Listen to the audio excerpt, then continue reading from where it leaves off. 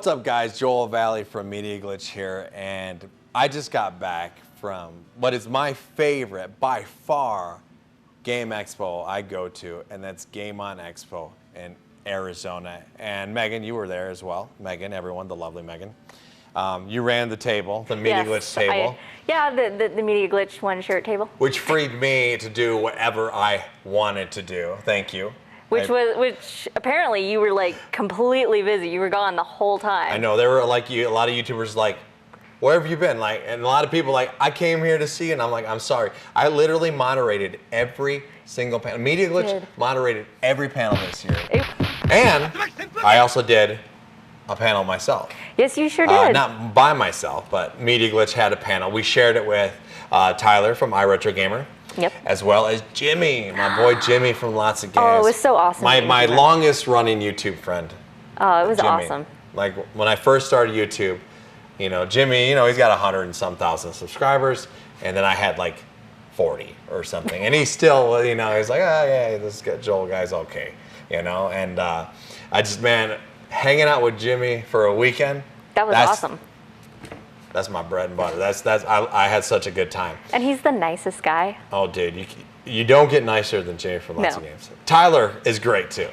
Yeah, of course. I feel like we just bumped Jimmy all the way. He was like, and then Tyler was on the show. Tyler was there. So, we recorded a panel, and that's what I'm going to show you guys here in a second. But I just want to say, all the YouTubers, man, to meet Radical Reggie. Did he come say hi to you? He's really bashful. Yeah, and he was like, hi. He's like, tell Megan I said hello. You know, he's really shy, you know. Riggs, the Game Chasers were there. Wood was there. 8-Bit Eric was there. The Completionist. Andre, the Completionist, Jared. Who else was out there? Oh, gosh. Aaron Stapish goes by Riff now. You know, Pixel Game Squad. God, there were so many. I'm probably forgetting. Oh yeah, the list just kept going on and on. There were so many. Guys, why aren't you at this event? There's no reason why you shouldn't. Game On Expo.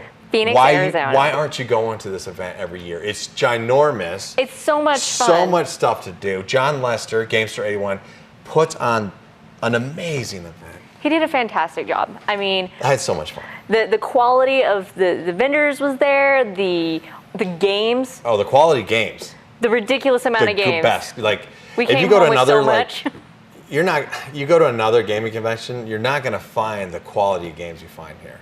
Oh yeah. You know what I mean? Definitely. And I mean, like, there was rare games, there was games for people who are just kind of getting into it, and I mean, the people in general, the people attending were great, and everybody who was vendors there was fantastic. So good, so good. But, you know, you guys aren't here to see that. You looked at the thumbnail. You want to hear the panel that Media Glitch, Lots of Games, and Iretrogamer did. So I give you guys that panel right now. Don't forget to like, comment, subscribe. And welcome, welcome, welcome. This is one of the first panels here at Game On Expo. How's everybody doing today? Everybody having a good time? Enjoying the time?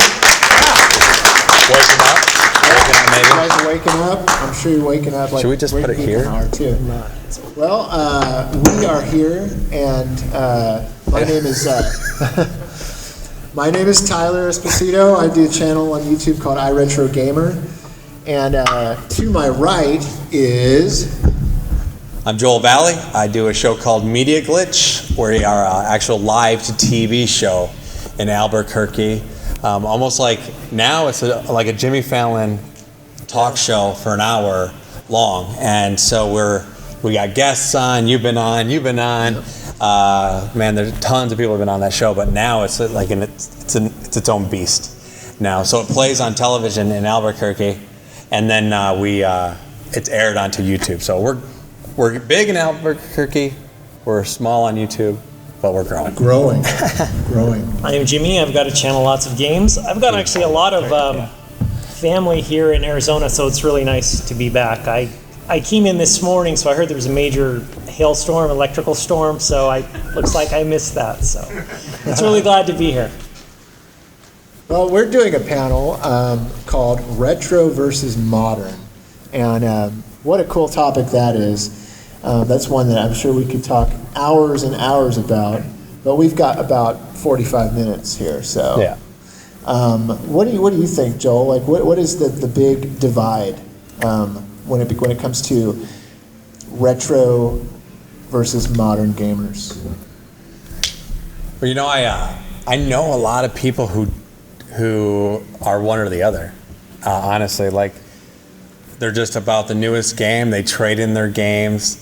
They buy another game, you know, and it's PS4. It was PS3, and then they sell that, and it's PS4. And then I know the other people who don't even like you, who like I remember when I first started to get to know you, and we would talk. You're like, I stopped playing consoles. Yeah. I haven't bought a new console in forever. Yeah, like PS3 era, I just kind of dropped out, and then I think the newest console I bought is the Switch, which is getting back into modern games. But the Switch is so retro, it's focused on a lot of retro properties, and the indie titles are all very retro in style. So I think there's an appeal there. People that are like retro gamers versus modern, they love the gameplay style, or they grew up with that, and that's what they're used to. And I guess, you know, for me, the modern games never really grabbed me from a gameplay perspective. There was the graphics, yeah, it was amazing, but I never was one to really care that much about the graphics. It's always been about the gameplay and stuff like that. Then there's Jimmy, he does, if you haven't seen lots of games, you guys definitely should go subscribe to that channel, but he has PS4 games on the cheap. He has Xbox 360 collections and all this stuff that he kind of, you are a lot, very modern. You love retro, but no. No. I mean, like, I started out, I was first introduced to gaming in the arcades, and then I had an Atari 2600, and I remember my friend invited me over to check out his NES. And I looked at the controller, I was like, what is this? I'd never seen anything like it. And, you know, from then on, I was gaming, but I took a little bit of a break. I had the PlayStation 1, but for a couple of years, when a lot of the great games were coming out for the PS1, and the Saturn, I took a little bit of about a year or two, and then I picked back up at the end of the PS1, and from the PS2 on, I just kept collecting, and I've been really into just the modern gaming. But, you know, it's funny if you think about it, like if you think about the modern consoles, you know, you got the modern Xbox, PlayStation consoles, you got the modern Nintendo systems. I mean, tomorrow, you know, down the road, those are going to be retro systems. Yeah. But there's always something different happening. And as far as like kind of bridging the gap of modern and retro gaming is kind of interesting too, because I think one of the things I'm going to bring up, I'm not sure if any of you guys are aware of this, but I think with like movies and music, I think they've got a pretty good handle on distribution. I think today we're kind of in an era where people are doing new things. You have EA Game Pass, EA Access. You have Xbox Game Pass, and they're trying to make it all complete. Movies, of course, you have Netflix, Hulu, Amazon Prime. But I think I don't know if you guys heard about this, but this week, of course, a lot of people have been talking and making videos about how NMU Paradise was taken down, and that was a big punch to the gut to a lot of people. And a lot of experts are talking about this. I think it was such a big punch to the gut for some people because with gaming, there's a lot of piracy. There's piracy in music, there's piracy in movies, but I think there's a real problem with gaming because there's a distribution problem. And so I think as time goes on, I think hopefully the gaming industry will be able to solve some of these things. Because you have people in this room, sorry if I'm going on a tangent, but there's people going in this room, whether they're modern or retro, a lot of retro gamers, and they're on one side of the fence that might think that emulation ROMs are great, they only do that. And there's some people on the side of the fence where they think ROMs and emulation is evil. Then you have people in the middle that are saying like, you know, like there's some obscure titles I get that I can't find anywhere else. So I'm hoping down the road as far as with retro and modern gaming, that there can be a better distribution system so we can have access to these games. Because there's honestly, there's thousands of games that we don't have access to buy, which is unfortunate. Absolutely, and really, for years I thought like, why? And somebody needs to take this leap. Somebody, a big player like Nintendo or somebody, needs to take this leap in creating a Netflix type of system for distribution of old games, because so many people, like you're talking about, when this MU Paradise, when it went belly up, and these lawsuits and stuff. There's people that are afraid of the preservation of these old games being lost because of these ROMs are just going to disappear if they're going to disappear suddenly. So there needs to be, I don't know, I think for retro games in general, there needs to be a solid way to preserve this stuff. And if that's all digital and it's through Netflix type streaming and stuff like that, I think it needs to be put into place, because I think as an industry and as lovers and fans of this stuff, it should be treated as well as movies. It should be treated as well as music. Movies have this entire, they've got the vault and all this stuff where the original negatives come from, and they treat that as if it's art and it needs to be preserved. Well, the same thing needs to happen with video games. I agree. Well, what if you went to go watch a Netflix movie and it was like 2 hours to update? Because that's probably what would happen if, you know what I mean? Because those video games nowadays, and that's why I'm kind of sitting in the middle, because you're retro and you're modern, but like there are a lot of things with the DLC and all this stuff that we have, the crap that we have to deal with now. They didn't have that in retro. What was on the cart was on the cart, and that was, you know what I mean? No, that's so true. It's funny because like a lot of you guys out here have a modern system. Like sometimes, throughout the week, I'll have a very small window to play games, and I sit down, play some games. You need to update this game. And then I'm like, okay, let me go make a sandwich. And it says, the update is 10 gigabytes. And it's like, well, let me make a really big sandwich.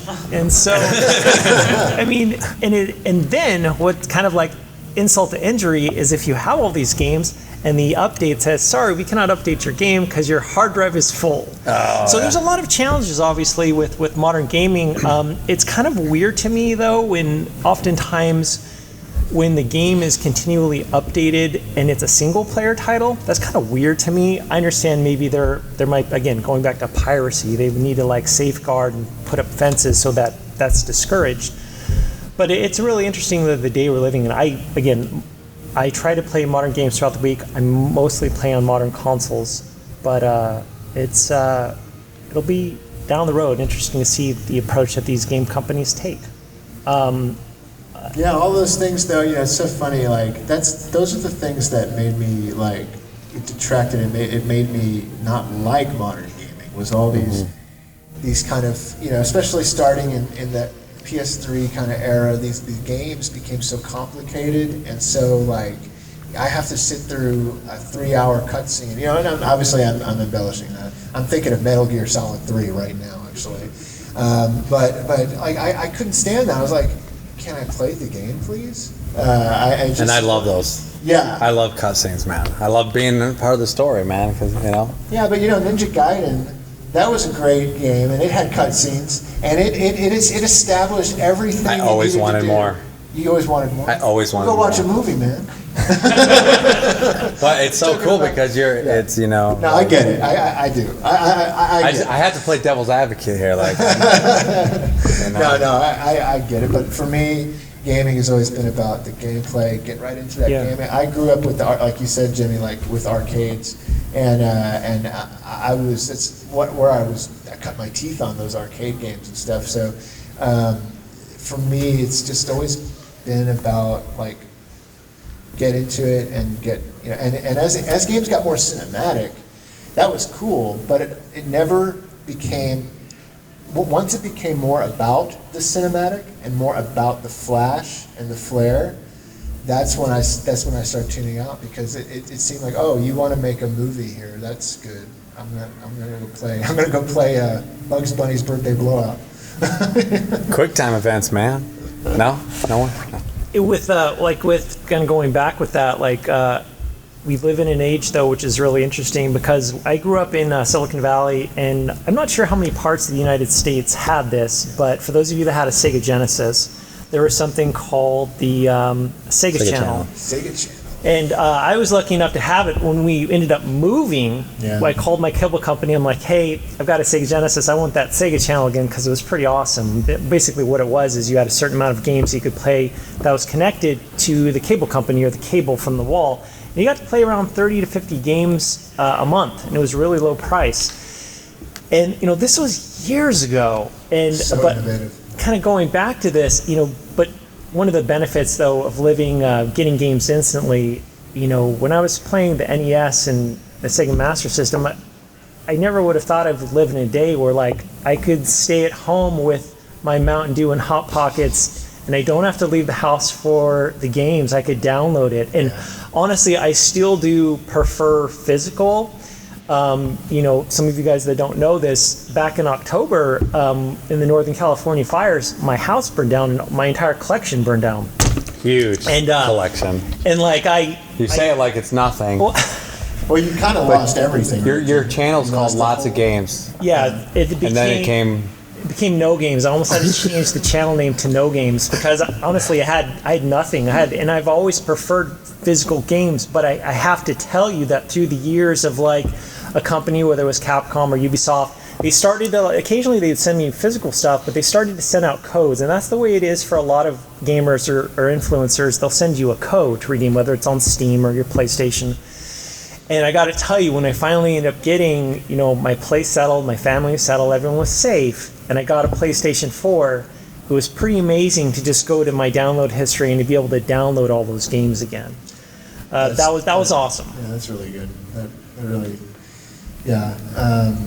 I'm curious, how many people are retro gamers and how many are modern gamers. Let's see a show of hands. How many? Raise your hand, retro gamers.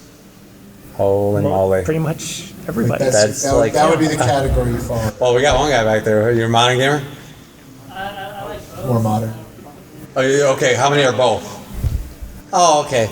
You guys are just gamers. That's where There we go. And That's what it's all about. in all honesty, we're all just gamers. I'm a modern gamer. I have a Switch. You did. You got I one. only play classic Mega Man X collection on it. Okay, so tell me this. Why hasn't Nintendo done this? I'm sure they did the Classic Mini, right? They did the SNES Classic. Why haven't they just released a Nintendo? A Nintendo and say, hey, we got 50 new games coming out. Oh, I know. Do you think people would buy that? Oh, absolutely. I would buy it. Or a Super Nintendo? Yeah, I mean, imagine if they started a campaign and publicity of hey, we're going to release some brand new NES games, or re-release them, that Mega Man 2 one that's coming out that we were going nuts over.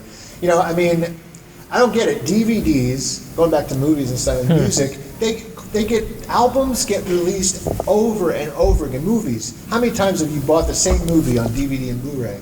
So why aren't video games and classic beloved video games treated the same way? Well, that's the cool thing about vinyl. Right. It's they're making records again, and they're making new record players. Do that with retro consoles, man. Well, I mean, you see, people So I don't out get here, that blinking red light. the reproductions, there's a market for it. And hopefully Sega and Nintendo, they're like, you know what? People are selling these homebrews. There's a market for it. Obviously, people want it. It might not sell, millions of copies, but there's a market for it, which is pretty amazing. I think, why do you guys think this? And I'll explain why I do, but I think the reason why we haven't seen that is because the video game industry for years and years was all about how can we how can we go into the future.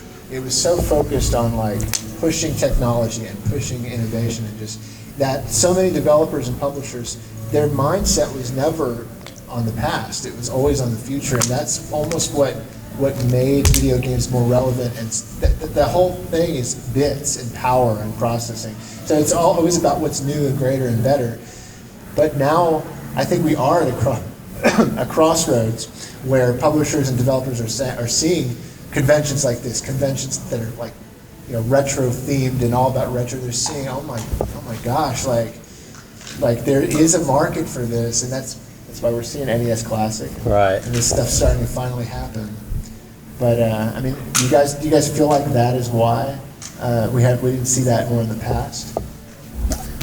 Yeah, I don't know. I think the NES Classic and the SNES Classic far exceeded Nintendo's expectations. I mean, were you guys at all surprised that I knew it would sell well, but June, the best-selling console was the NES Classic, the re-release. Crazy. Incredible. Only for like a couple of days in June with those sales. Right. That's But crazy. still, Yeah. to beat out PS4, to beat out the Switch. Amazing. I mean, Xbox, yeah, you know. Can you imagine? Can you imagine being a game developer like EA or Activision? You're like, we got our big game. Oh crap! Nintendo just had their 30-year-old console.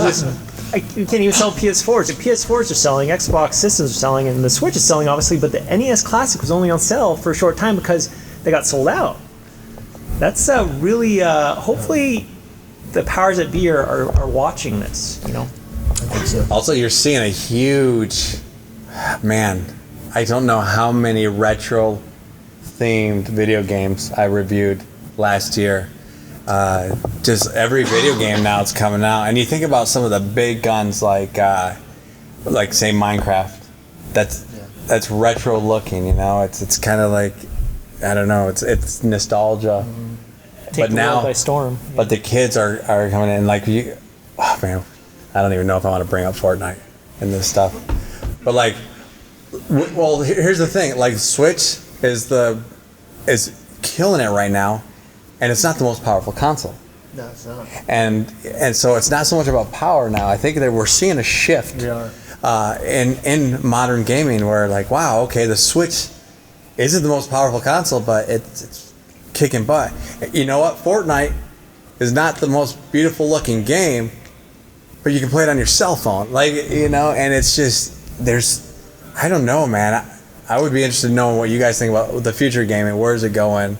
Yeah. It's almost like they're combining and having babies. It is. It's Modern and retro, It's shifting. There is a shift. Because if you take a game like Owlboy, Oh boy. okay, that is reminiscent of the old school, what we love, but like the music is composed and it's just HD. yeah, and it's like we're seeing a combination happening, which I'm pretty happy about, Well, and look at the success of Sonic Mania.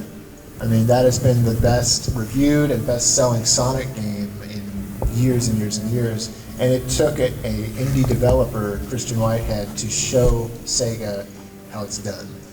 And so, here's this major developer, Sega, and they're being schooled about how to do their own series and their own flagship character by an indie developer. I think that shows you kind of where we're going. Yeah, it's funny. I remember like a year or two ago for the PlayStation Experience, they were showing all these new games. They're showing all this new stuff. And the crowd's reaction when they started talking about, I just remember there was a lot of excitement for Windjammers, which is like a 25-year-old Neo Geo game. They're like, it's coming to the Vita, it's coming to the PS4, and people were ecstatic. I think that's pretty awesome.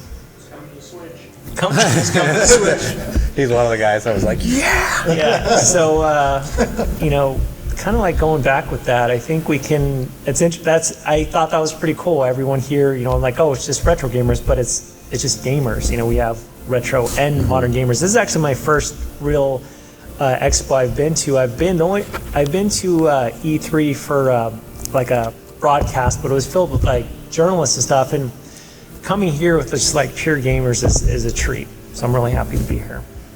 This is something that's happening now that I'm super excited about. It kind of happened in the GameCube age, and I don't think it is as big now, but I'm so happy about the reaction that Resident Evil 2 Remake is getting, because now we are seeing our beloved games being remade to modern games.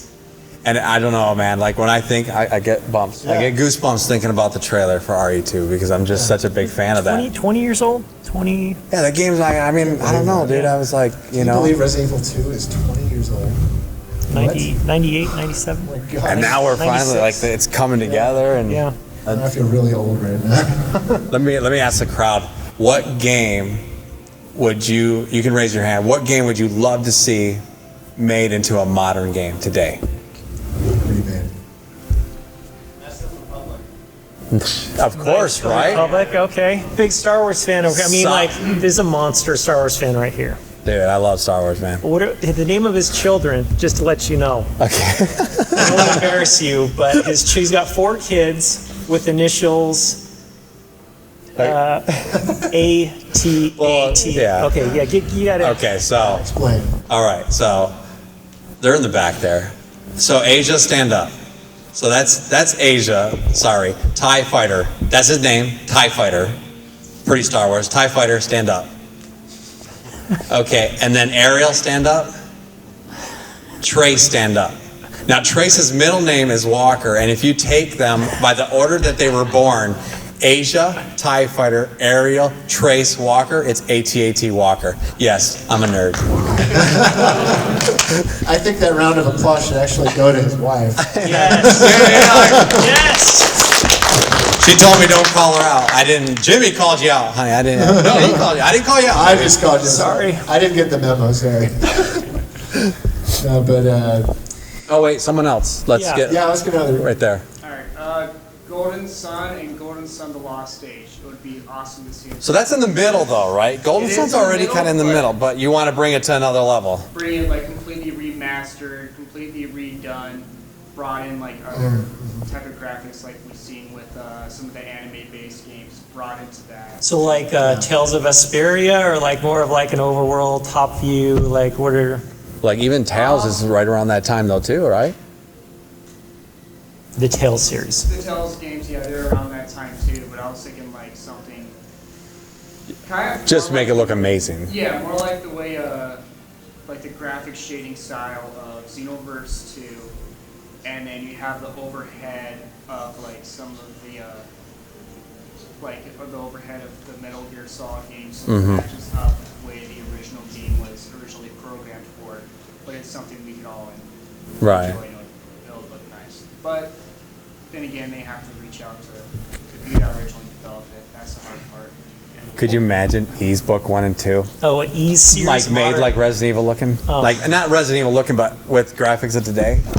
Yeah. That'd be amazing. Yeah. Colony Wars. Oh, wow. Colony Oh, Wars, It yeah. went great on the original PlayStation. It did, Yeah. but imagine, Casting. It's ready for an update, though, for sure. that would be cool. We're down for more Outrun. It's Out- got better gameplay. Outrun. So, I like, played the Cobra Arcade Bar yesterday. They did make that Outrun 2, but... Was that on the original Xbox? And So there's a version Outrun 2 on the original Xbox, and there's a really expensive sequel. But they made a DLC or downloadable version on 360, but since Sega lost the Ferrari license, you can't download it anymore. So it's a game that's not even 10 years old that you just can't even get anymore. Okay, so that's another thing, before we go to more people who have an ideas, that's another thing that's interesting in the age we're living, because there's games that are somewhat new that are, haven't been out that long, that we can't buy like digitally. I think Alan Wake is an example of that, where there was music on it and the license expired. Like if you had already bought it on Steam, or if you bought it on the Xbox, I think you can re-download it. You can of course buy a physical copy, but you can't access it digitally anymore, because some of these games like Scott Pilgrim versus the World and other games, Marvel vs. Capcom 3, right? Something happened when Disney bought it, and they pulled them all from the shelves. Crazy Taxi lost the music. And that music was iconic to that game. So, Go into Grand Theft Auto and pull out music, or like the license yeah. Oh, like for a for the download? updates. Oh. and take in your music. And that's a plus to modern. Like we didn't, you didn't have that option to go, well, we lost the license, let's throw this song in with an update. That's interesting. So I guess that's something good, Pro. Yeah. Oh man, go ahead. Were you No, gonna say yeah. something? Anybody else with a game idea that would be great for today? Oh, right here. So I'm a huge fan of like the Capcom and Marvel fighters. Right. That started in the '90s, like Yeah. with X-Men Children of Adam. Oh, yeah. And all that. So obviously we know that they recently did the Street Fighter Anniversary Collection. And they released Right. every version of Street Fighter 2, every version of Street Fighter 3 on it. Yeah. I would think it would be amazing if they did that for that series. Mhm. Capcom. It really would, but it would be so hard to do. And here's, Yeah. It would be awesome. he's like, I know how it looks in my head. You should see it, it's amazing. It's freaking awesome. Imagine, Yeah. I remember going to arcades and playing the Marvel vs. series, and I just was addicted. Imagine if Capcom pulled a page out of Nintendo's Super Smash Bros. Ultimate book and put threw everything into a new Marvel Capcom game. Every single character they You still got that like Smash Bros. Like we were watching the direct together, and all day he was just like, man, so every hyped. character, oh man, it's like he was so like. Simon and Richter, and I'm like, they finally brought Castlevania. And I'll tell you what, when I seen, and this is modern gaming coming in when they announced Monster Hunter. The Monster Hunter boss. And I was just like, bringing Rathion to Smash. And I just lost it. And I was like, okay, I gotta buy it. You know, it's like so cool. And we're still not, there's still more surprises in store for us with Smash Ultimate. They haven't, I mean, that game is gonna be the ultimate. Here's my fear though, with like something like Outrun or something like Marvel vs. Capcom. Does a game lose its charm when you bring it from retro to, because, and the reason why I say this, because I remember, I love Mario 3, okay? I love Mario 3. I don't love Mario 3 on Super All-Stars. I don't know why. Like when they brought it to 16-bit, I felt like we lost some charm. There's something that wasn't right. Still a great game, but there's something that wasn't that Mario 3 that I knew, you know? The same thing happens with most remakes of films too. You know, there's something lost in the translation, and probably has to do with different people working on it and different because here's the thing with artists, and I look at that for video games. The game programmers, they're not just game programmers; they're artists. They're designers. And just like in the film business, if you remake something, you're going to have different people involved. The original people's heart that went into that original creation sometimes can get lost. I think oftentimes it does. Because I'm a film director, so I know you become so attached to that project. It is you, you know? Like my last movie, Beautiful Prison, people who know me and are close friends, after they watch it, they go, dude, that's you. That's things like have happened in your life. And I say, yeah.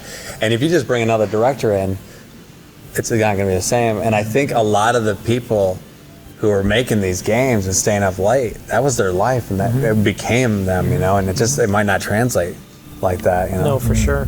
Yeah, things definitely has changed as far as like teams go and making games. Like I was looking at say for instance, like a franchise that's been around forever, like the Madden series. When it first started, it was a small little group of people. Now it's like, I don't know, it's 50 or 100 people. It's a ton of people. And I got to go, I live about an hour from San Francisco, and I've been able to go to Ubisoft a couple times, and I went there, and I always think in my mind, like, oh man, it'd be so cool to make games. And I see like all these people behind desks, like doing the art, doing the programming. I'm sure they have good days. I'm like, oh man, it's so quiet, kind of looks boring. There's so much today, these huge budgets where sometimes they're spending tens of millions of dollars on a game, and sometimes they can nail it, and sometimes they can do a remake or something, and some of that charm is lost, unfortunately. You got to think back in the retro day, back in the day, these games, there wasn't that much money involved, and so many of these games were programmed by, one or up to 3 or 5 people. Yeah. And those people, like you said, Joel, they ate, slept, and breathed that game, and they were so passionate about it. It was theirs. But when you add so much money and so much a huge team of people, and it's suddenly this corporate monster where this giant studio like Ubisoft is creating it, and you lose something in that. People are not the people making the game. They're suddenly not as passionate about what they're doing because so many other people. You know what I mean? Like, well, yeah. When you're like, "How was your day?" And you're like, his foot looks good, because that's all he worked on was that dude's foot. You know what I mean? Or yeah, the water's looking good. There's not the full picture where like all 3 of us were out there. We're talking to Daniel Pacina from Mortal Kombat, and you guys should go to that panel tomorrow at 10:30. Don't want to miss it because it's always a great time. But like it was him and a couple of people, and there's a reason why he plays Johnny Cage, Scorpion, Sub-Zero, Reptile, because they didn't have a huge team, but there's so much heart put into that, and I think we may lose that today in modern gaming. Going back to why we're here. I totally agree with you 100%. Now it's like there's so much pressure, like yeah, we can. I remember to kind of contrast things, like, I think, maybe you guys could correct me on this, but I think when the first Final Fantasy game was released, Square or Squaresoft, whatever they were named back then, I think they said, if we can just sell, I don't know how many copies, but once they sold like 100,000 copies or 250,000 copies, they were so excited. They're like, because they kind of took a chance. They weren't sure how Final Fantasy was going to be received. And then flash forward to years later, like, you know, they didn't even sell 1 million copies, and they were so happy. Flash forward to years later with Final Fantasy 15, they said, the amount of money we've spent, the amount of manpower we've spent, we have to sell at least 10 million copies. That's a lot of pressure. That's a lot of pressure. Not to say there wasn't pressure back then, a lot of sleepless nights back then, but I love that game. We're dealing with a different beast today. Yeah, for when sure. the video game industry was young, and you had these developers, they were small teams. The industry didn't have these billion. It wasn't a $1 billion industry like it is today. It makes more money than Hollywood now. Yeah, it makes more money than Hollywood is what, and it's like because of that. I don't know.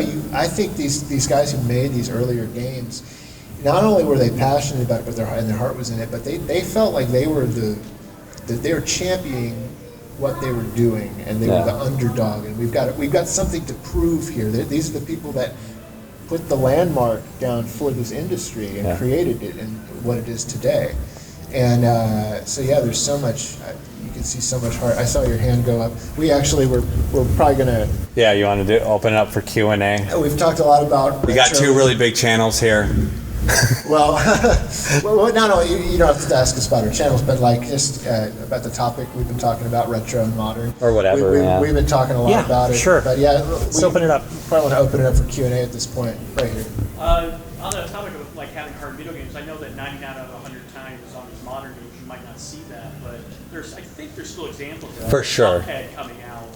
That's fantastic. It's like two brothers who got together and they just had this dream to make this game, and you can feel it. Like, but there's someone behind that has that heart. There's so much heart in that game. It's just like, man, I can't blow through this game because I want to like take it all in. Mm-hmm. Right.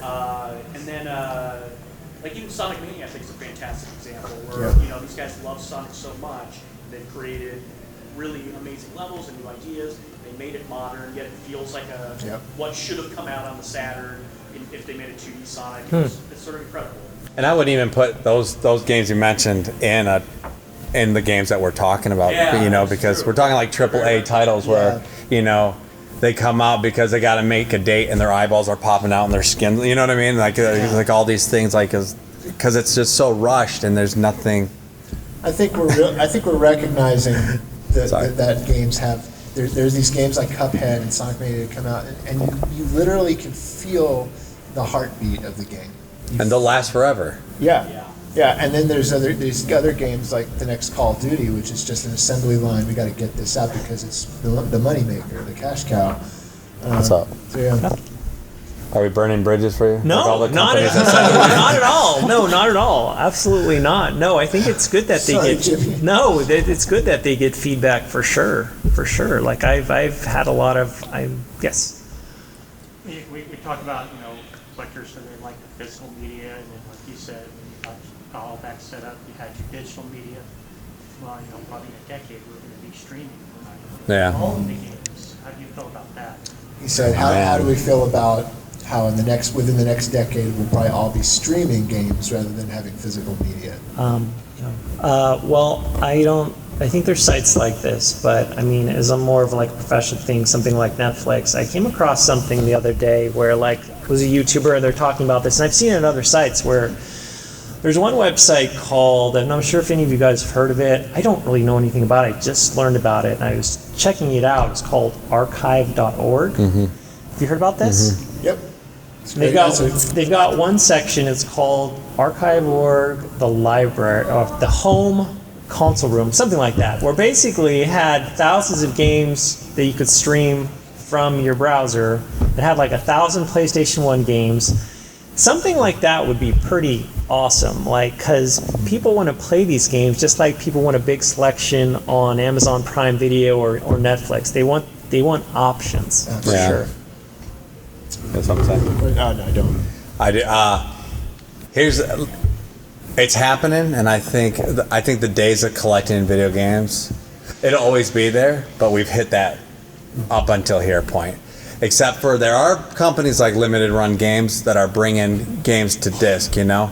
But I realized with the Sega Genesis Classics game that came out, I realized I'm done collecting for PS4 and beyond, because every disc I put in, when I put in my Sega Genesis collections, a game that's a collection of games that have been out for 20 plus years, and I gotta wait for an update, that's when I knew it's over, man. Those days are gone. Like, because people are always like, oh, but if you buy it digitally, you don't own the game. You don't own the game now, even if you have a physical copy. Because if you don't update, you don't get to play it. You know what I mean? And so, I mean, you can play it, but it's broken, or it's all these things. But those days are gone. It's just, and it's sad, but in a way, it was kind of relieving to me too, because I was like, oh, guess what? I can just focus on my retro stuff then. Like, this is the stuff I'm gonna buy, because I'm buying new stuff and I'm buying old stuff. Because let's face it, if you go digital, especially if you go Steam, you can buy games for dirt cheap, new games, you know. So it's true. It's true. Any other questions? Nope. So you mentioned updates, like some of the newer games that you have to play. So are updates necessarily a bad thing? Because even with old games that you have No. cartridges, you don't have to wait for a new cartridge with updated ROMs to fix the bugs from Right. that game. Yeah, No, I think like you're right. We haven't been fair and maybe imbalanced on that, because sometimes you have a small window of time, like, ah, crap, update. But you're right in the sense that it is making things better. And also, if there's an issue, oftentimes developers hear the feedback. They're like, okay, let's change that. It's crazy to me, though. It's crazy that sometimes you have a game that's like 3 or 4 years old, or maybe older, and it's still getting updates. It's like, the team is just really dedicated, still make sure it's fixed. But it depends on the update.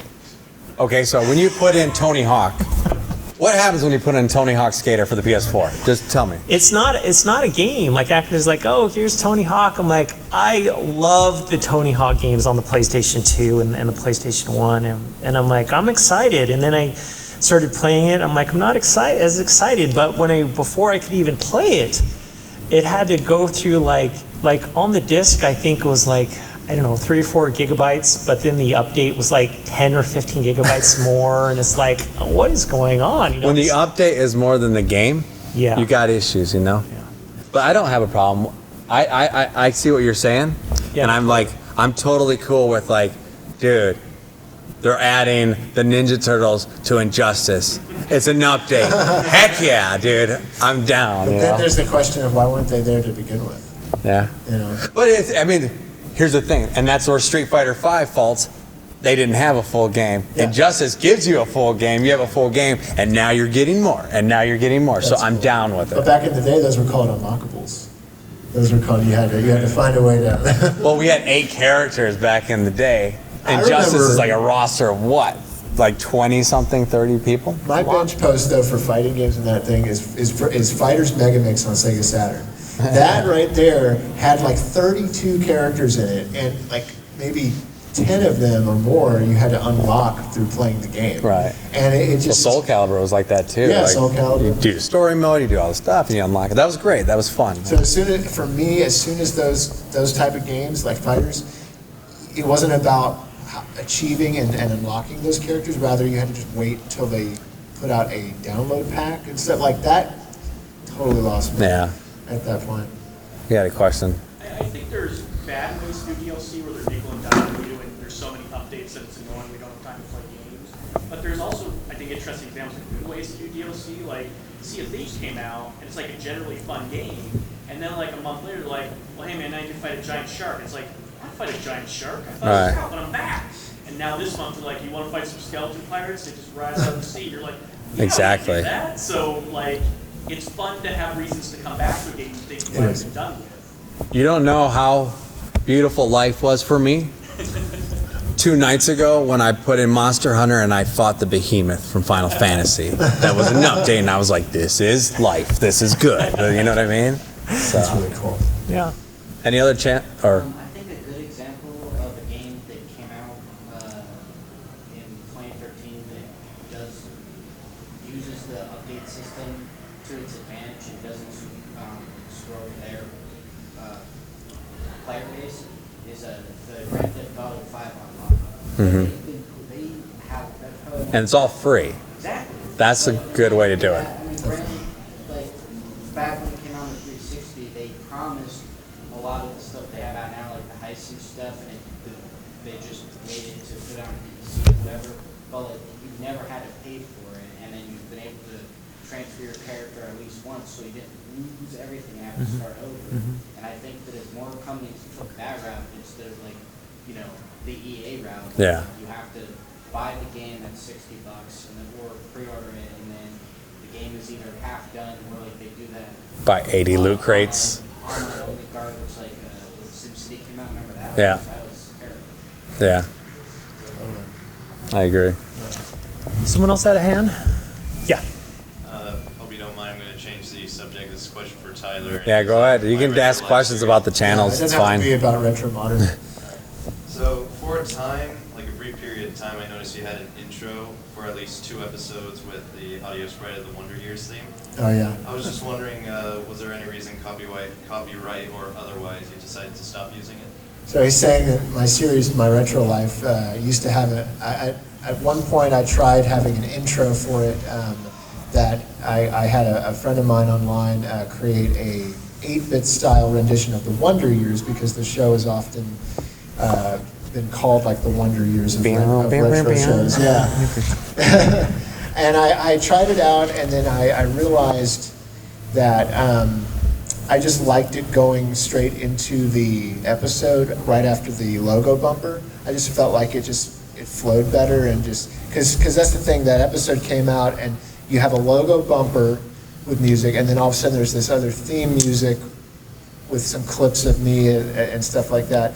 And so I realized, like, I'm very much, I'm an editor and filmmaker and producer and all these things, so I'm very much like about pacing. And so I just was like, you know what, I'm not going to have an intro anymore. So YouTube didn't have any issue with the chiptune music? No, they didn't have, it wasn't about copyright, to go back to Fred Savage, come over to your house. Yeah. Dare me some money. So. Winnie Cooper's behind him with a bat. But yeah, nothing like that. Any other questions? Yeah. I'm kind of big on handheld gaming. Yeah. Okay, yeah, for sure. And we see how like the PS Vita, really nice console, right? But Amazing. Here it flopped. One player really, Nintendo.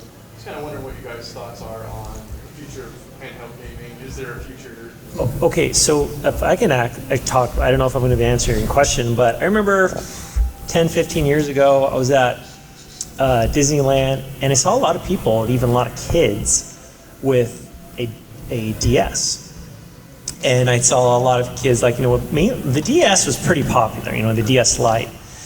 But then flash forward 2 years later, I don't see a lot of kids on the DS. I see a lot of kids on their cell phones. And I think cell phones, a lot of parents are like, why do I want to spend, $30 on a puzzle game when my kid can play this free puzzle game on the phone? I think that really hurt. The Vitas, you can't play anything. The Vita's pretty unbelievable. They had like visuals in a lot of the games that were like stuff you'd find on your PlayStation 3. But I think the cell phones really pushed hard. Yeah. The 3DS though is still very successful, but there's a huge Nintendo fan base for that. Can't top that answer. Yeah. I don't know where it's going, but it's heading to the cell phone. Yeah, you got Fortnite on the cell phone. That's crazy, man. And you got the major developers like Nintendo and Square and all these people suddenly realizing we have to make games for mobile because there's money to be had. The problem. Sorry. No. The problem I have with a lot of these games playing with these cell phone controls is awful. I don't like, for a lot of the games. Some of the games is okay with cell phones, but to be able to play something on like the Vita or handheld, I brought my PSP on the plane. I was playing a few games on the plane right here. The greatest handheld, by the way. It's pretty amazing. I had my Vita too. I should have brought that on the trip too. But people still like to play on their cell phones. greatest handhelds actually, if it worked and had good battery life. Sega Game Gear? Nomad. Oh, I thought you were going to say Game Gear. Because you're basically, it's a portable Genesis. Yeah. But yeah, you got to be plugged into the wall, so it's not very the battery portable. life on that was horrible. Oh my gosh. I remember getting it. Yeah. I remember getting that back in the day, and I remember going to some family's house and thinking, okay, I've got my Nomad. I'm going to make this is a nice car trip to my family. It's going to be great. It died on the way there.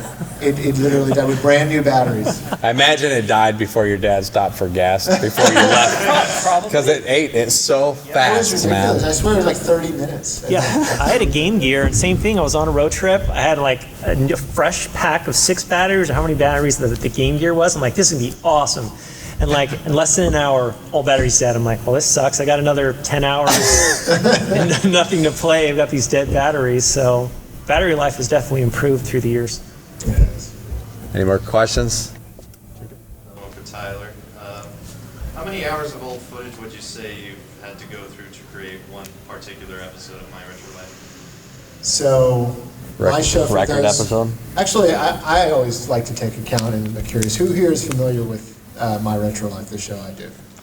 Okay, few. Okay, thank you guys for being here. Oh, of course I've watched it from time to time.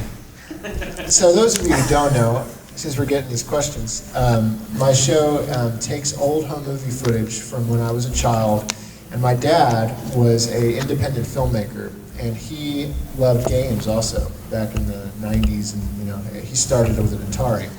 But he loved, because he was a filmmaker, he loved shooting our home movies in a very stylistic, almost way, and he shot tons of footage too.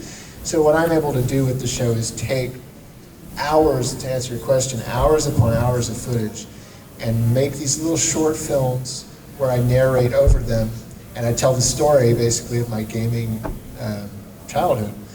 And to answer your question, I mean, the last episode I put out was the Sega Saturn episode I did about collecting Sega Saturn games with Dad. And I literally go from a span of time, I used footage from 1995, or even before that, but specifically 95 up to like 2000. And I probably went through about 7 different tapes that have 2 hours of footage on each one. Now, not all that's gaming footage, a lot of it's home movies and stuff, but I have to go through tons of footage, to answer your question, to find the clips and find the stuff that'll help me tell the story. Many, many, many hours. I really couldn't tell you exactly. I know. How many people are familiar with Lots of Games channel? There you go. Thank you. Yeah, thank you guys. And Media Glitch? Huh? Oh, wow. Oh, there you go. I was just curious. See? Yeah. I was curious. I was like, no one's going to know me while I'm out here. He's always so modest. We had another question? Yeah, do you think Nintendo will ever come out with a Virtual Boy Classic? Oh, I would love it. I'd like... If the day they do that, you know they're swimming in money. I like, just give it to them. I imagine it's going to have to be something like Google Lens or something, right? You know, I mean, how small would that thing be? Like, oh man, that's awesome. I haven't checked recently, but can you guys, what's this current state with the Switch? And because I remember when the Wii was released, and you had the virtual console, you could play a lot of the classics. What's the current state with the Switch? Virtual store is gone.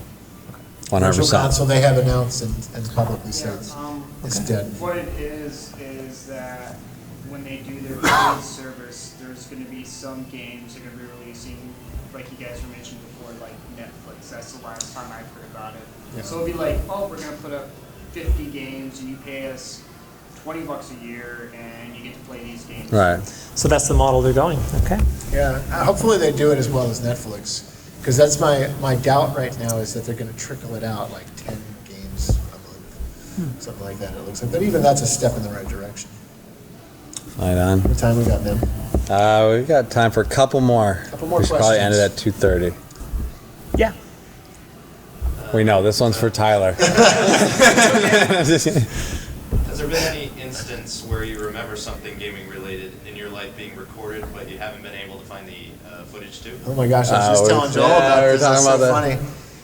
It's so epic, dude. I wish I had it. So I mean, there's all sorts of great nuggets on the series. I'll go ahead and plug myself again. If you guys want to check out the show, Iretrogamer is my channel name. Check it out, subscribe. It would make me very happy. Thank you guys. But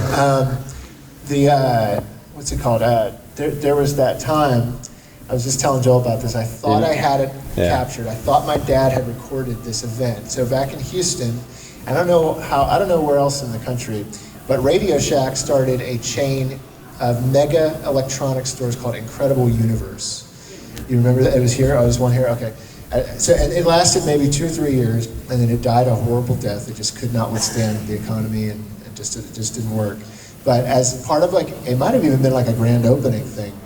Mortal Kombat was in the midst, this was like 95, and Mortal Kombat was in the midst of their tour, where they would tour with the actors that were in the game, and they would do the stage stunts, and they would do moves from the game, and they would have people playing the game in like a tournament. If they want to see that, I have footage of that on my Mortal Kombat panel I did last year. There's a lot of footage of that. So if you're interested in looking at that. Media Glitch, look up Media Glitch, and Mortal Kombat panel. He's got tons of those great panels that he recorded with the Mortal Kombat guys. But my dad and I went to this store, Incredible Universe, where it had been advertised in the Houston Chronicle. It was this big deal. Mortal Kombat Live, whatever it was called, was coming to Incredible Universe, and they were going to be debuting Mortal Kombat 3 for the first time. Like, people had not laid eyes on the game. So this huge crowd arrived. It was a lot like what's it called? The Wizard with Super Mario 3. I mean, everybody, big monitor, lights, and the actors were there. I went there and got to meet them, and I don't have that footage. I thought, and I remembered in talking to Joel, I said, you know what it is? Dad, because Dad recorded everything. Dad must have, I remember this. We walked in, and he had his camera, but somebody said, no, you can't record. You cannot record this, and he had to put it away. And so, you only remember that after searching every tape. Oh yeah, I searched through every tape of Scott because it was so fresh in my memory.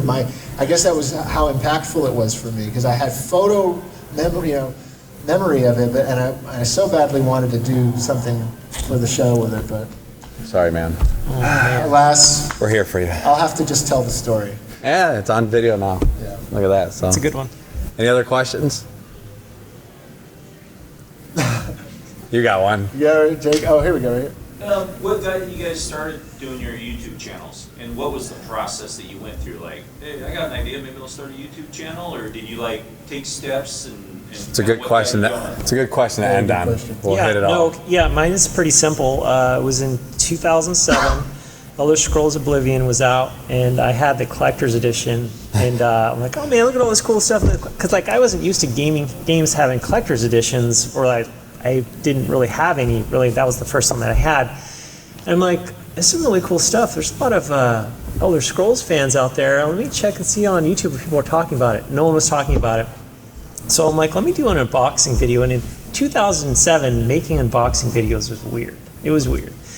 And so I did an unboxing video of just me opening up Elder Scrolls for the collector's edition, and so I wanted to just upload it, and YouTube's like, you have to have a username. I'm like, I don't want any credit, I just want to upload it so the fans can watch it. They're like, you need a username, you need to have your own channel. So that's how I got started.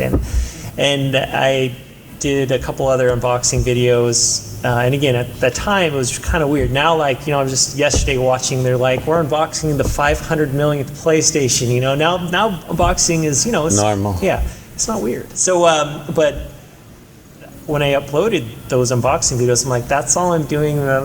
You didn't even show your face, right? No, it was just straight. It was like first person. I'm like, here it is, no talking. And people are like, this is really cool. You should show more games like this. And it was fun to kind of get the feedback from the community, because I grew up. I had 4 younger sisters, and they were not gamers at all. And I wasn't in a house where anyone else gamed besides me.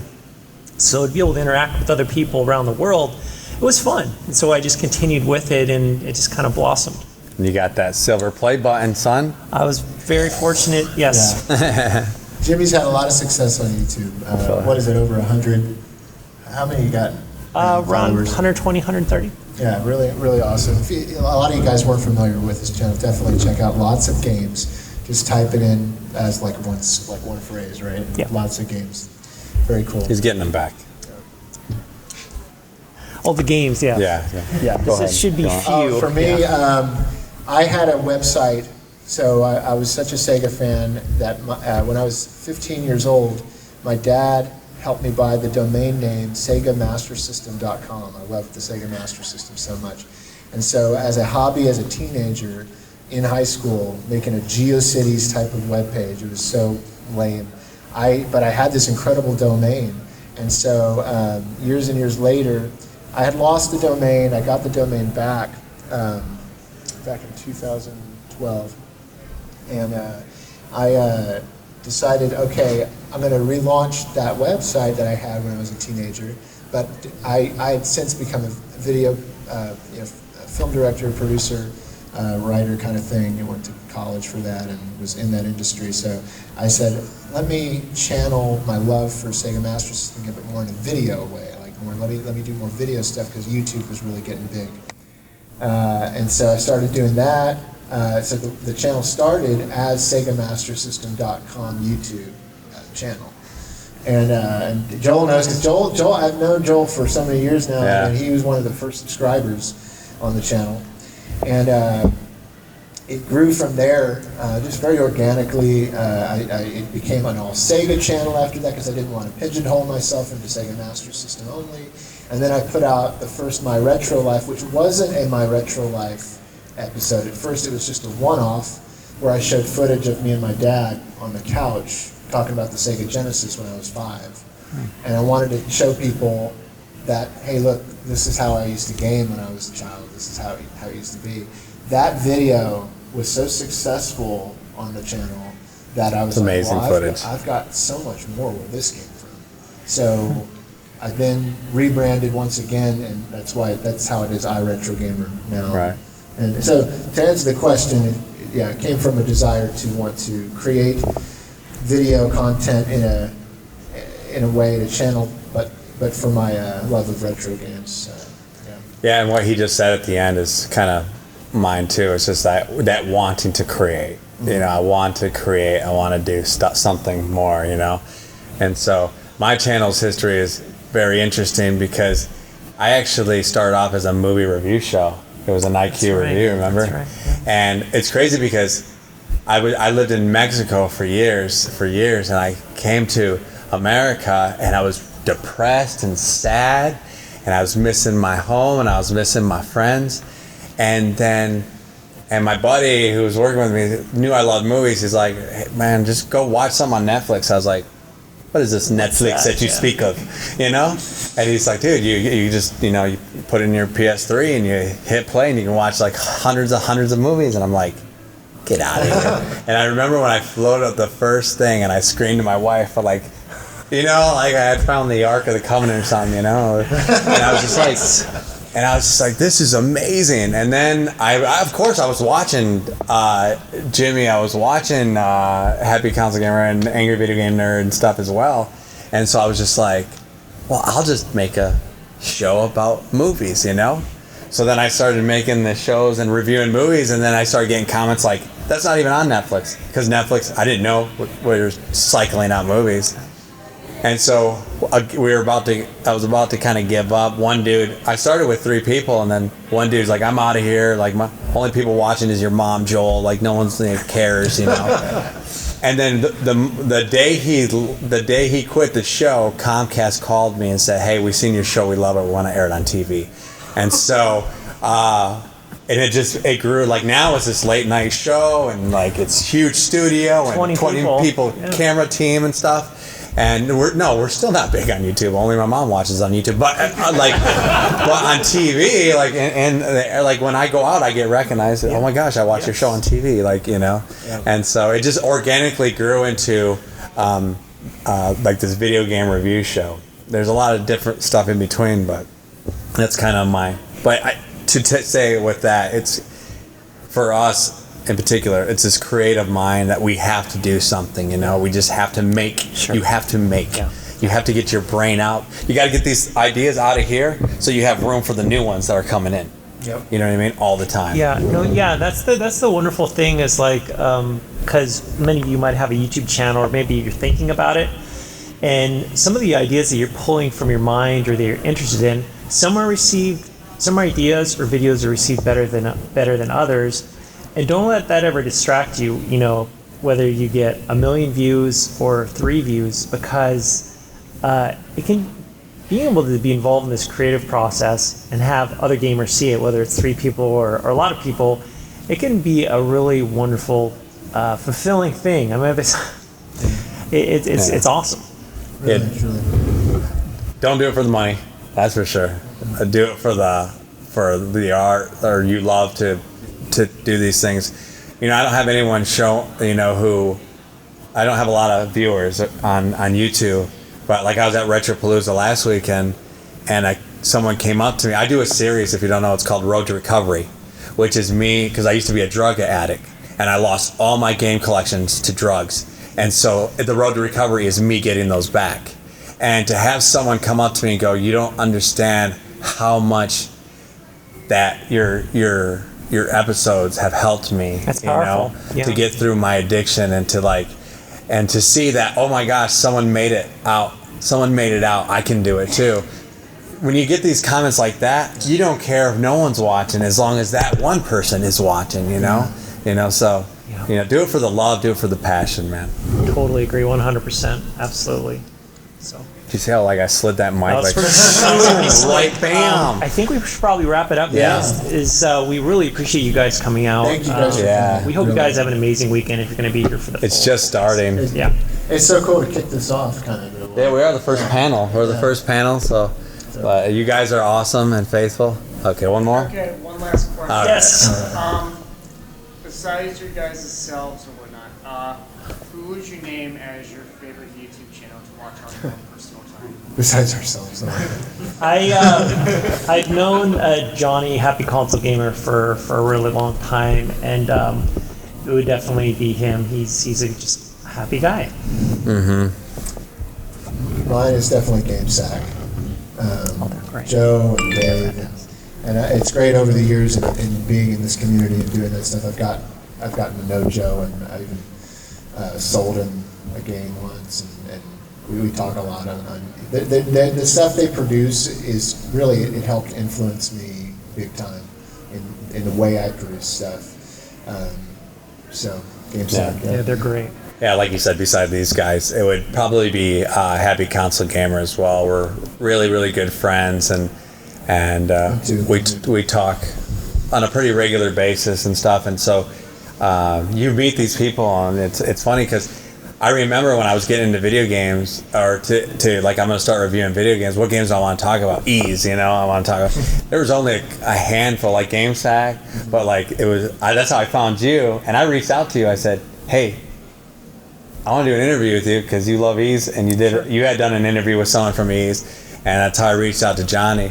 But yeah, like him, his content, and it's just him in front of a camera for years, but you just can tell.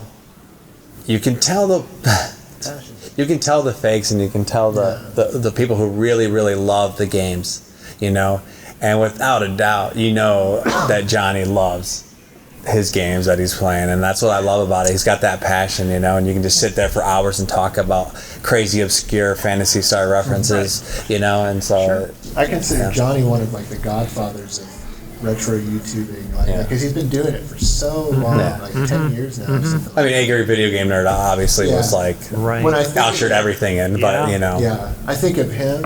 I think of James. I think of Johnny. I think of Pete Dorr. Yeah, these are the people that I remember seeing and thinking, that's really cool, I'd like to do that. And Philip DeFranco, that's all. Well, I think we have people for the next panel already kind of making their way in, guys, so we're going to go ahead and end this. Thank you so much for being here, really. Thank you so much, guys. Thank you, guys. Appreciate it. Enjoy the rest of Game on Expo.